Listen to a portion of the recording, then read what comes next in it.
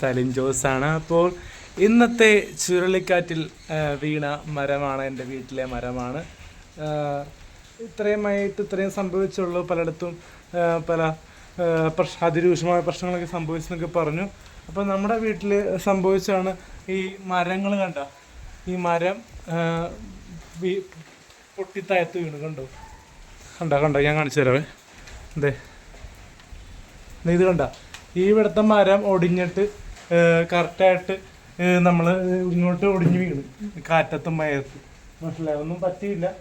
ഭാഗത്ത് ഞാൻ രക്ഷപ്പെടുകയാണ്. ഞാനിപ്പോൾ യാത്രയിലാണ്. അപ്പോൾ ഞാനിപ്പോൾ ഇന്ന് വീട്ടിലിരിക്കേണ്ടായിരുന്നു, കാരണം മഴയെന്ന് പറഞ്ഞപ്പോൾ.